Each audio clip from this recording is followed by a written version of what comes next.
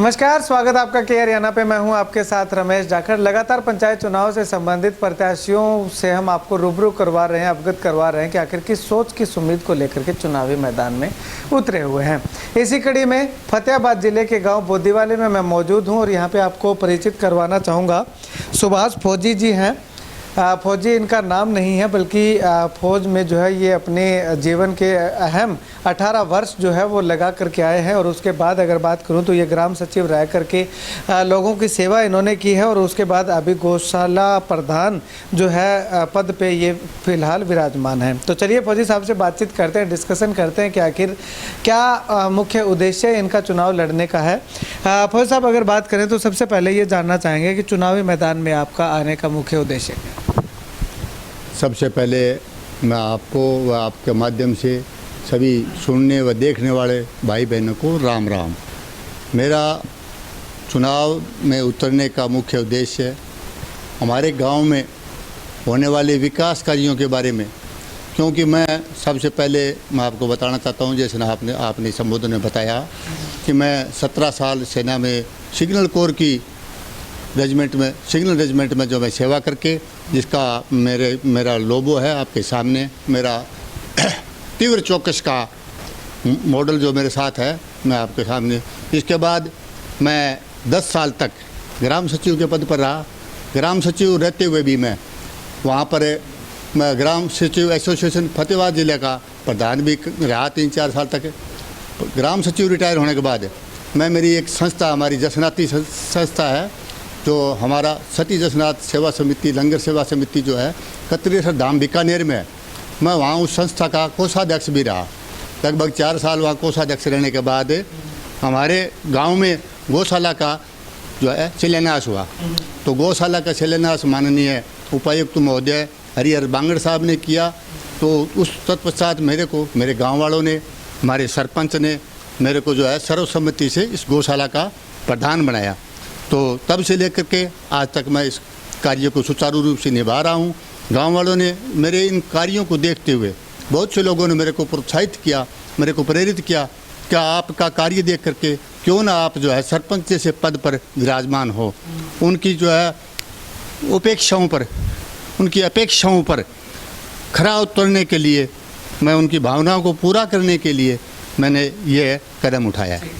चुनावी मुद्दों की अगर बात करें तो फौजी साहब, क्योंकि कोई भी चुनाव लड़ते हैं तो वो मुद्दों पे लड़ा जाता है, या गांव में किस तरह के विकास कार्यों की कमी अब तक रही है, क्या क्या आपके चुनावी मुद्दे होने? सबसे पहला मुद्दा जो मैंने गांव वालों के सामने उनके समक्ष रखा है, चिट्टा नशा, अवैध नशा एक बहुत बड़ी बीमारी है जो कि हमारे गाँव के, हमारे समाज को खोखला करता जा रहा है। मैंने ये प्रण किया है कि गाँव वालों ने मेरे को ये जिम्मेवारी, सरपंच जैसे पद की जिम्मेवारी दी, तो मैं सबसे पहले 10 दिन के अंदर अंदर इस चिट्टे को मैं शासन और प्रशासन और सरकार के सहयोग से इसको बंद करवाऊंगा।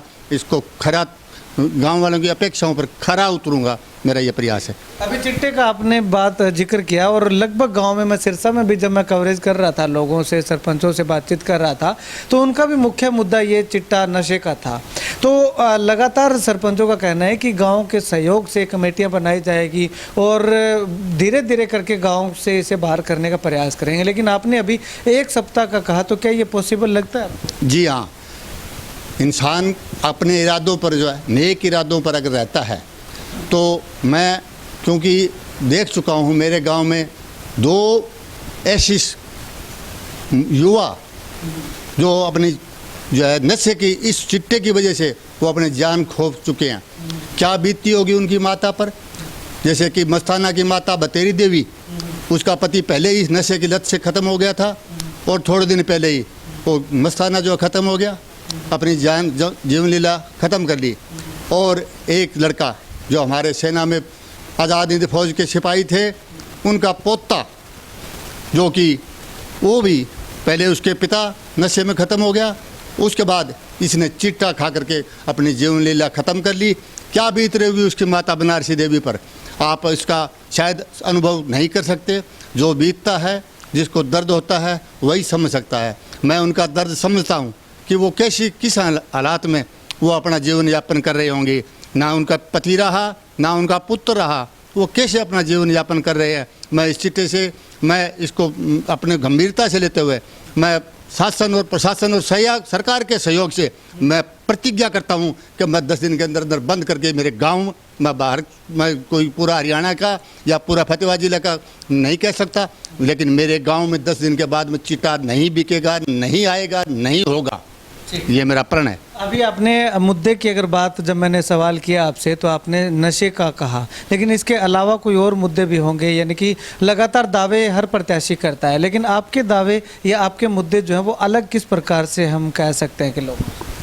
जैसा कि मेरा मैनिफेस्टो है जिसमें 28 पॉइंट मैंने दिए हैं, इसमें सबसे पहला पॉइंट चिट्टे से है। इसके अलावा जिस तरह गांव में जो है, गांव के जो है जोड़ हैं उनकी जो है रिटर्निंग वाल बनवाना। मेरे गांव के जोड़ के ऊपर एक अखाड़ा है, जब से हमारा गांव बसा है तब से, मेरे याद आने से पहले कम से कम 100 साल से वो जो है पहाड़ के पास ऊपर जो है एक मकान बना हुआ है, उसका गिरने की पोजीशन में है, उनको ठीक करवाना है। मेरे खेतों के खाड़ है जो कि हमारे किसानों की जीवन रेखा है, उनको जिस एक खाड़ ऐसा भी है जो कि उस पर 50-55 घर लगते हैं, वो बिल्कुल बरान बैठे हैं, पानी आता है लेकिन उनके खेत में नहीं पहुंचता, उस पर प्रायोरिटी दूंगा। गांव में जिस तरह सुविधा है, पीने का पानी है, पीने का पानी, गांव में पानी की कमी नहीं है। हमारे वाटर बक्स जो है वो एक टंकी थी, अभी दूसरी टंकी बन गई है, लेकिन गांव में जो है ऊंचे इलाके में पानी नहीं पहुंचता, पूरे गांव में पानी नहीं पहुंचता। मेरे को पता है कि कैसे पानी पहुंचाया जा सकता है। नीचे एरिया में जब पानी रोका जाएगा तो ऊपर में जाएगा। मैं उनसे जो है हाथ जोड़ करके उम्मीद करूँगा, उनसे अपील करूँगा, अगर नहीं माने तो उनका जो है शासन और प्रशासन के सहयोग से वो जो है जो खाली पानी बह रहा है उनको रोक करके ऊंचे एरिया में पानी पहुंचाऊंगा। इसके अलावा जैसे कि आपको बताया कि इसके स्वास्थ्य के बारे में मैं सरकार के सहयोग से मैं जो है अपने, जब मैं सरपंच बन जाऊंगा तो सरकार से अपील करूंगा कि मेरे गांव में प्राथमिक चिकित्सालय होना बहुत ज़रूरी है। मेरे गांव से जो है 18 किलोमीटर दूरी पर हमारा जो है अस्पताल है, तो जो कि आज के युग में जो है उतना जो है ज़्यादा दूर हो जाता है क्योंकि समस्याएं अनेक होती है। तो प्राथमिक चिकित्सा के लिए भी मैं हमारे गांव में चिकित्सालय की व्यवस्था करने के लिए सरकार से पुरजोर प्रयास करूंगा, और सरपंच चाहे तो बनवा सकता है। चुनाव में होने वाले खर्च को लेकर के, क्योंकि कुछ एक लोग, बहुत सारे खर्च होते हैं चुनाव में, तो आपके यहाँ पे मैंने कुछ भी नहीं देखा, बिल्कुल सिंपल सा, साधारण सा, आप 2-4 लोग जो हैं वो बैठे हुए हैं चेयर लगा करके, तो खर्चे के बिल्कुल खिलाफ हैं? मैं व्यर्थ खर्चे के बिल्कुल खिलाफ हूँ। जो है हमारे यहाँ जो है आपस में मान सम्मान के लिए चाय पानी की जो व्यवस्था तो जो है होती है, मैं उसमें मान सम्मान की हक में हूँ। कोई भी व्यक्ति आता है तो उसके लिए आ बैठ जो है, आ बैठ पी पानी, ये चीज़ मोल नहीं लानी। तो आज के दिन चाय भी जो है ये खर्चे जैसे इसमें ये नहीं है, लेकिन व्यर्थ खर्चे के जो बिल्कुल खिलाफ हूँ। मैं यह गांव वालों से कहता हूँ कि कुछ लोग ये व्यर्थ का खर्चा कर रहे हैं, और जो है कई गाड़ियाँ लेकर के जो है डीजल फूंक रहे हैं, और बहुत ज़्यादा प्रचार सामग्री उतनी ज़रूरत नहीं है, क्योंकि हमारा एक ही तो गांव है, और हमारे गांव में भी कोई इतना बड़ा गांव नहीं है कि जिसमें गांव को जानते नहीं हो। मैं हर घर के हर व्यक्ति को मैं जानता हूं तथा गांव वाले मुझे जानते हैं, तो मेरे को जो है ऐसा प्रचार करने की आवश्यकता नहीं है, बल्कि उनके घर जा कर के मैं मेरी अपने जो है जो मैनिफेस्टो है उसके बारे में उनके आगे जिक्र करके उनसे मैं वोट की अपील करता हूँ। अब एक सबसे बड़ा सवाल ये आता है कि लगभग मेरे ख्याल में आपके गांव में 6 से 7 प्रत्याशी खड़े होंगे, तो उनमें से लोग आपको वोट दें तो क्यों दें? क्या ऐसी खासियत है आप में कि आप ही को वोट दें? क्योंकि मैं पिछले कई सालों से, जब से मैं फौज से आया, उसके बाद मैं ग्राम सचिव पद पर रहते हुए भी मैंने गाँव वालों के जो है कुछ सामाजिक कार्य है उनसे मैं जुड़ा रहा। जैसे कि स्कूल को अपग्रेड करना, मेरे रहते रहते पहले यहाँ पर जो है 8वीं का स्कूल था, मिडिल स्कूल था, मिडिल से मैंने सरपंच और पंचायत की सहायता से वो स्कूल अपग्रेड करवा करके उसको हाई स्कूल करवाया। तत्पश्चात अभी जो पीछे जो तात्कालीन पंचायत हमारी जो अभी भंग हुई है, जिसमें श्रीमती उर्मिला देवी हमारे गांव की बिटिया सरपंच थी, उनके पिता जो है सोनलाल जी नंबरदार, उनके सहयोग से मैंने स्कूल को जो है उच्चतर माध्यमिक विद्यालय का दर्जा श्रीमान जो माननीय शिक्षा मंत्री, तत्कालीन शिक्षा मंत्री रामविलास शर्मा जी से मिलकर के वो जो है अपग्रेड करवा करके आज हमारे वो स्कूल में 3 साल से वो क्लासेस चल रही है। ओवरऑल अगर बात करें तो कैसा रिस्पांस, कैसा रुझान, क्योंकि अभी तक 10 दिन 12 दिन का समय बचा हुआ है, तो अभी की अगर बात करें तो रुझान कैसा?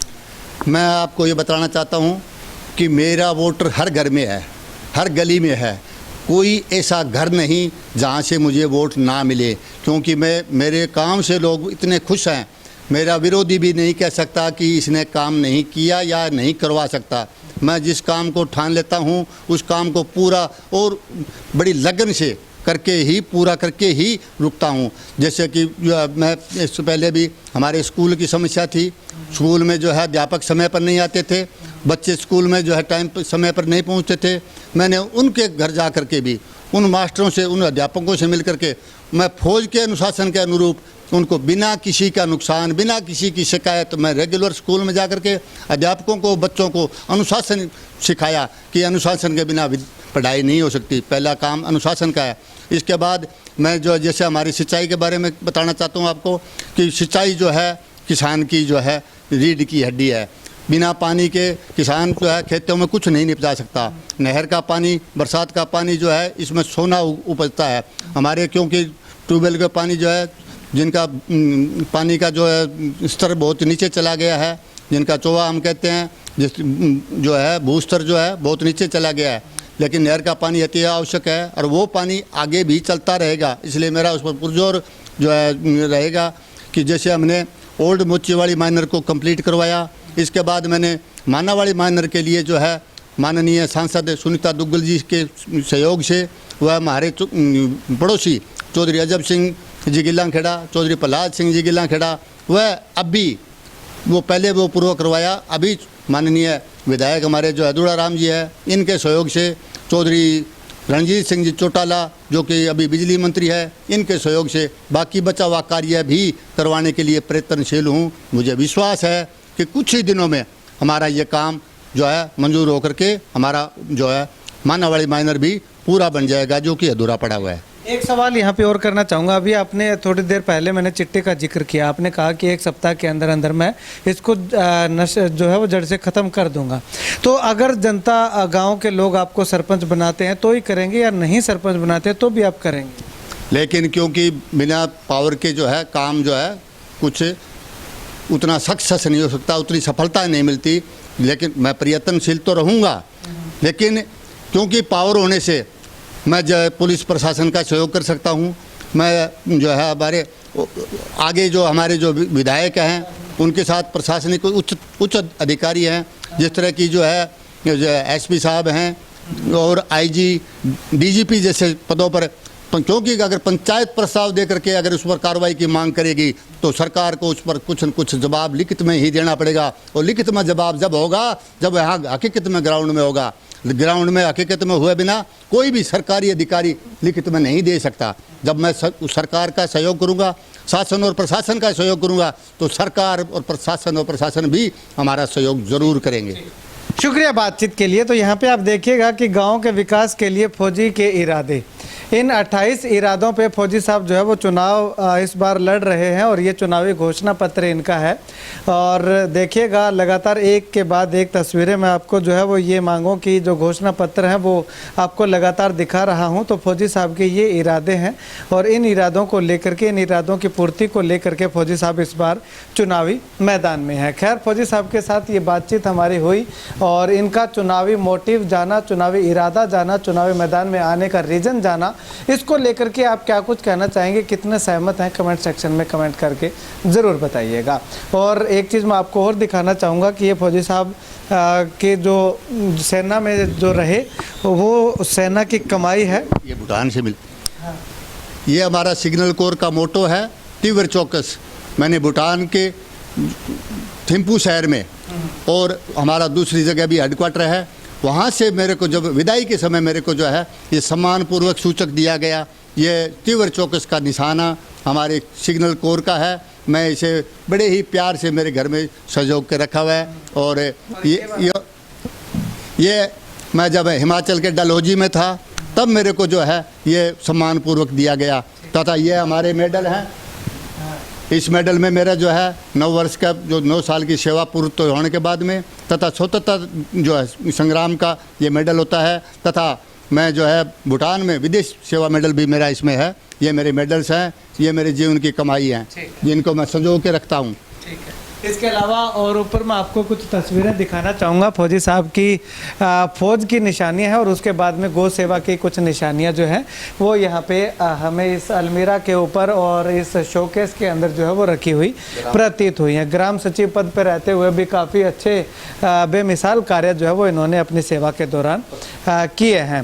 प्रशस्ति पत्र हैं, ताम्र पत्र हैं, फौज के मेडल हैं, वो तमाम मेडल इन्होंने जो है वो संजो के रखे हुए हैं। खैर, आप इस वीडियो को लेकर के और फौजी साहब के साथ हुए इस इंटरव्यू को लेकर के फौजी साहब के इन 28 इरादों को लेकर के क्या कुछ कहना चाहेंगे, कमेंट सेक्शन में कमेंट करके ज़रूर बताइएगा। कैमरा से सुनील के साथ रमेश जाखड़ के हरियाणा।